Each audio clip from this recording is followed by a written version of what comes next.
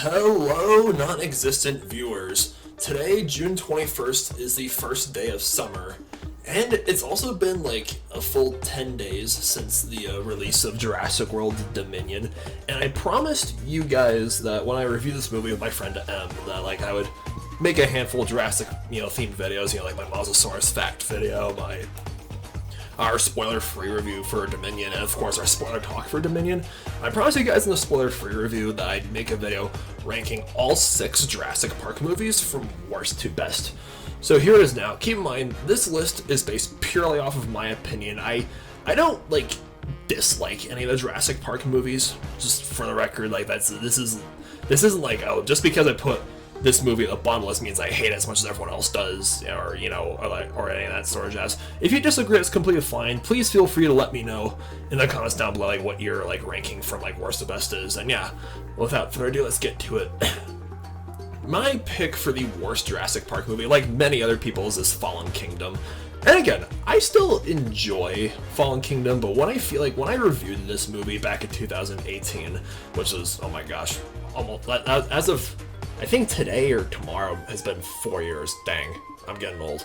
Yeah, I think I was being a little too lenient on this movie when I reviewed it. I gave it an 8 out of 10 at the time, but in retrospect, if I had to review this movie again, I'd probably give it a 6 or a 7 out of 10. Again, I still enjoy the movie, great visuals. Again, I liked, Claire and Jurassic Pratt, Owen and Grady working well together, and Maisie, I understand why people thought that the whole decision that she made at the end of the movie, with releasing all the dinosaurs onto the mainland was really stupid. But at the same time, that's what franchises got a franchise, and the next film and the sequel's got a sequel, right? And the two things that I do agree with, though, I definitely agree with, are reducing Jeff Goldblum to a glorified cameo, because we're all promised Goldblum in the trailers, but it's oh, he's only on screen for a total 5 to 10 minutes. And Justice Smith, yeah, he deserved the Razzie nomination for worst supporting actor. Him screaming every time he was on screen was really annoying. But at the same time, I really like the whole direction that the franchise is going for. I respect the director's decision. I forget the director's name off the top of my head, but it was not Colin Trevorrow. He wanted to push the franchise in a different way, and I understand what he was going for. It definitely had some really great moments, like the volcano scene and the Brachiosaurus, poor thing, perishing in the ashes. But yeah, all in all, I think the first one and all the other sequels just did better than Fallen Kingdom. My pick for second worst Jurassic Park movie is Jurassic Park 3.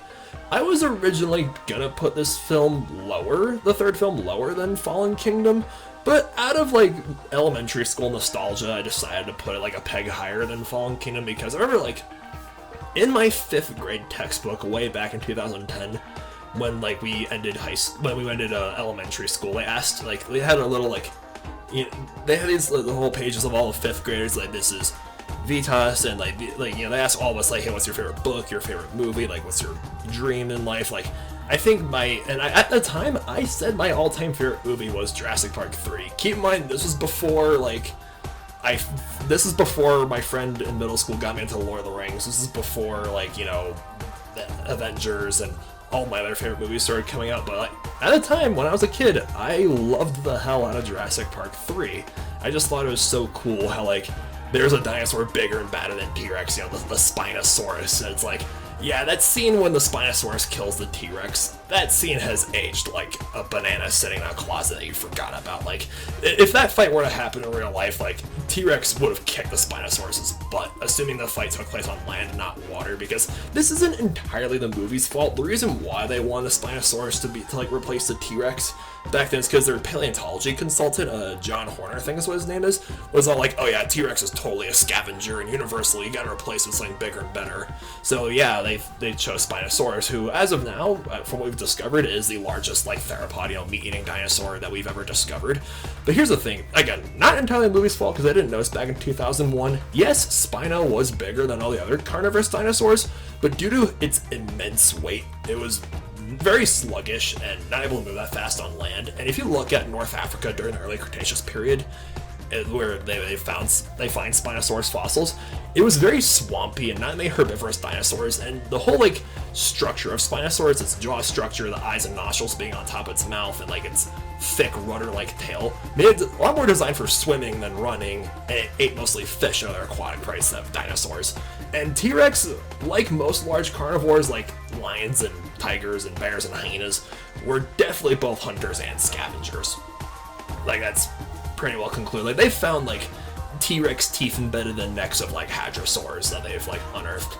But yeah, Jurassic Park 3, it's still a fun movie, and yeah, the Kirby's, Taya Leone screaming for like 92 minutes gets pretty annoying, but at least it's mercifully short and only an hour and 30 minutes. So next, rounding up the bottom tier, I would say The Lost World, Jurassic Park, the second film. Yeah, I'd say this is like the third, like, least good, or third worst, I guess. Again, in a franchise with only 6 movies, that's not as bad as it sounds. I mean, I love how like they made Ian Malcolm like the main character of this movie, and how like I thought Vince Vaughn and like Julianne Moore work well together. The cast, and it's a very entertaining movie. They really bumped up the violence compared to the first film. Like, I found this movie hard to watch at a few scenes when I was a kid. The compies ripping up that one dude off screen, and like that the snake slithers down Robert Burke's like shirt, and he freaks out, and the T-Rex grabs him through the waterfall, and like the tall grass scene when like the velociraptor just like tearing dudes down. Like, yeah, this film went for a darker approach, and yeah, the ending with bringing the T-Rex to San Diego and it just breaks free and it becomes like a Godzilla knockoff. Yeah, it's very corny, but you know what? Corn is delicious. Alright, so my third favorite Jurassic film is Jurassic World from 2015. I have a very special place in my heart for Jurassic World. Yeah, I don't think it's great. Like I said, I still stand by the 8 out of 10 that I give it, like the rating I give in my movie review way back in 2015. I've said this many times in previous videos, I'll say it again here. Jurassic World was my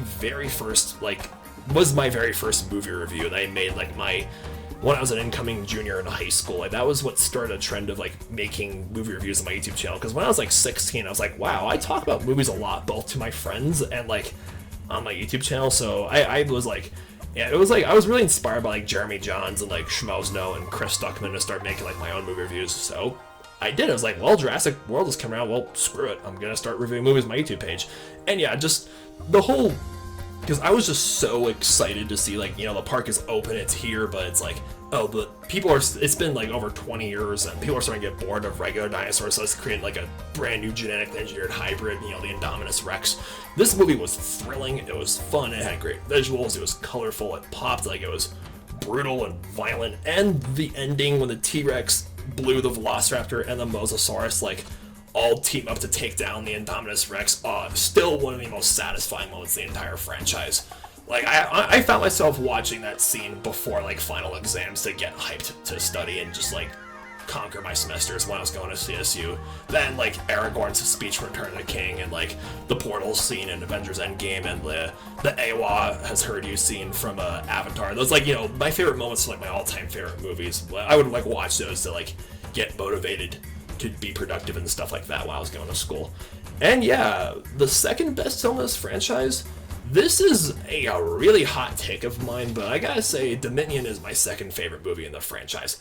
I still stand by our unpopular opinion, because when Em and I reviewed this movie, it's like we both give it 8 and 9 out of 10s, and I still stand by that. I understand. I know a lot of people really hate this movie. I know it hasn't done well with the critics, and like it's disappointed a lot of people. It's like, oh, it's 2 hours and 27 minutes long, it's trying to be too much at once, it's not even about the dinosaurs, it's too much about the humans, and it's just a lot of scenes didn't work for me, like as inconsistent, blah blah. I will admit, it is not a perfect 10 out of 10 movie like the first one. It's flawed, it has issues, but personally, I still had a blast with Jurassic World Dominion. I thought it was really interesting, because there's a lot of like real themes they touch base on, like, with the genetically engineered locusts that are like created by Biosyn as a way to, like, because Biosyn wants to like capitalize over like the agriculture industry and like drive everyone else out, and like dinosaurs being like exploited on the black market. There's just so many really interesting themes that were addressed in like Jurassic World Dominion, and just bringing back the original cast, Sam Neill, Laura Dern, and Jeff Goldblum, the one and only Dr. Grant, Dr. Settler, and Ian Malcolm, with the new cast with like Owen Grady and you know, Claire and Maisie, just, and some new characters too. It was just really satisfying, and there were a lot of like loose ends that they didn't leave untied.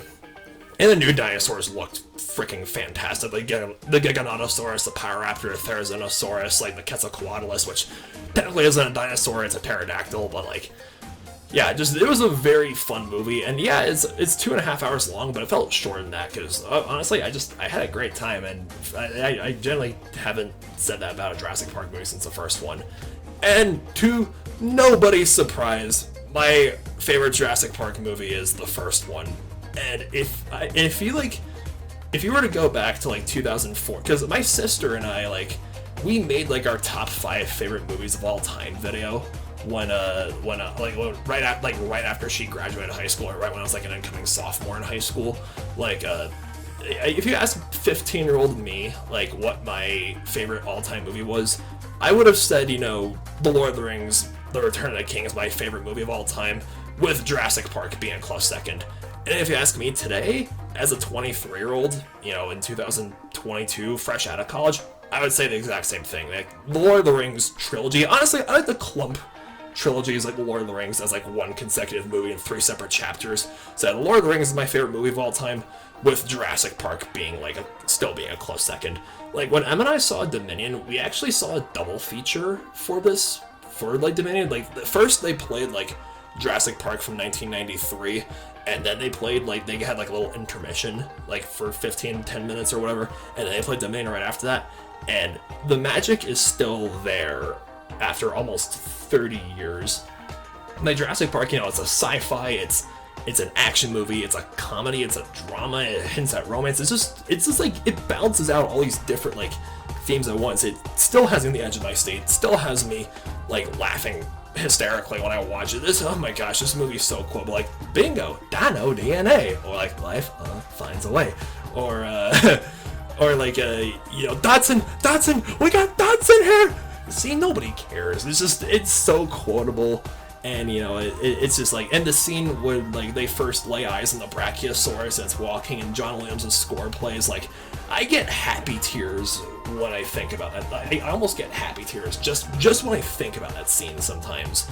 And when we saw it in theaters, we all got chills when the Brachiosaurus, even though I've watched that moment like 100 times already. It's like, that will never get boring to me. And the T-Rex breaking out the Velociraptors in the kitchen scene, just, oh, so thrilling. And yeah, it's like, I have Jurassic Park and like, you know, other dinosaur movies like, you know, King Kong and Prehistoric Park and Walking with Dinosaurs, and like, and just like sci-fi classics like, you know, Star Wars, Avatar, District 9, Aliens, Terminator. I have all those movies and like TV shows to thank for inspiring me to write my own sci-fi stories, because like, I graduated with an English degree back in December, and my concentration was creative writing.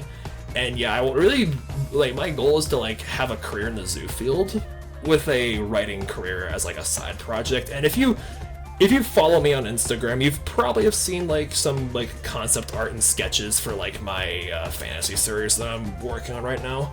So yeah, go ahead and follow me on Instagram down below if you haven't already. That'd be greatly appreciated. And yeah, I just I'll never not love the Jurassic Park movie. It's just like, and I'm really close to finishing the Harry Potter series right now. I'm on like, I've found like a whole YouTube channel full of like audiobooks, and I'm listening to Deathly Hallows right now. I'm almost done with it. As soon as I'm done with Harry Potter, I'm thinking either the Jurassic Park books written by Michael Crichton or the Narnia series next. We'll see what happens, I suppose. But yeah, thank you guys so much for watching this video, and if you haven't already, hit that thumbs up like button, please subscribe if you're new to my channel. My name is TVB9, stay beastly.